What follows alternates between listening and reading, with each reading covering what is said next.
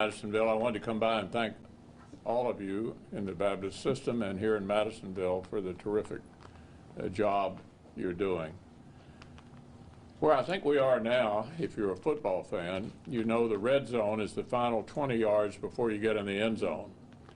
I think we're in the red zone, but we're not yet in the end zone.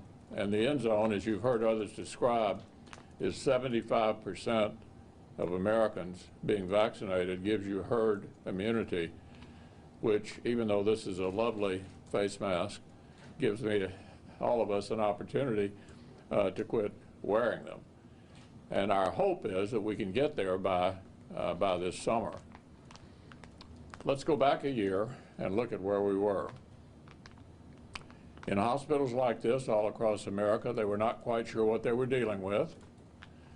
In Washington, we were hit with a 100-year pandemic and advice that we needed to send everybody home and shut the economy down for both health care reasons, and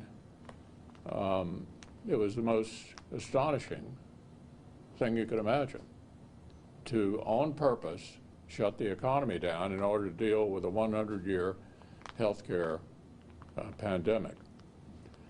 What to do?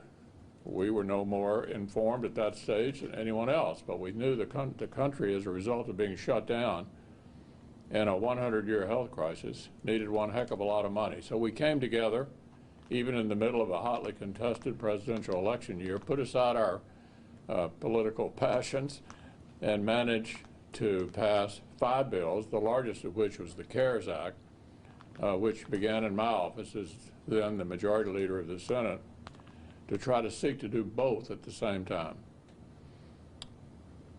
I think we can say a year later it was an extraordinary success.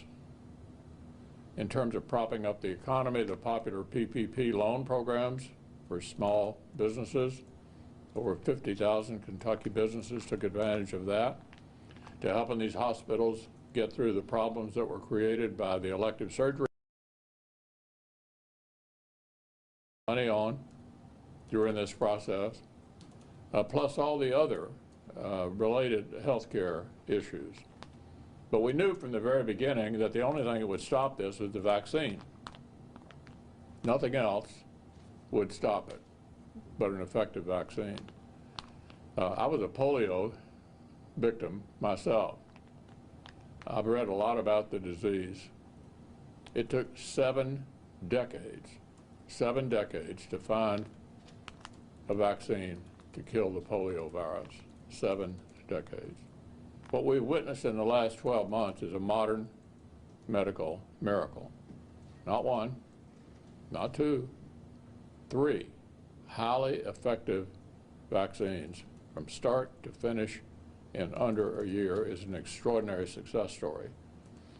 The federal government spent $48 billion on that. The major pharmaceutical companies contributed money to it as well. And by the end of the year, last year, we had at least 1 ready to go. So to finish the job, we obviously need to get the shots in the arms. And we're not there yet. And I think the figure we were discussing earlier was something like 40% statewide. Well, 40 is not 75.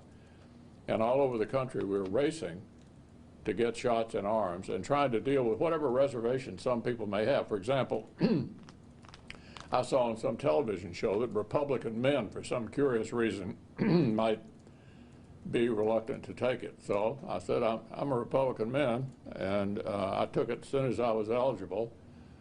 So we're all trying to encourage everybody to get the vaccine. Whatever you may have seen on social media, whatever rumors you may have heard, the facts are that these vaccines work. We need to get this done in order to get past this pandemic. Now, having said all of that, done on a bipartisan basis, I must tell you that basically ended at the end of the year, and explain why I opposed, and every member of my party in the House and Senate opposed the last package sent up by President Biden after he took office. What they asked for was another $2 trillion, which I and others concluded was wildly more than the situation required now. This is not 12 months ago, this is now. To underscore how many completely unrelated items were in the $2 trillion bill that passed this year, a few weeks ago, only 1% of it dealt with vaccines, and only 9% of it dealt with health care.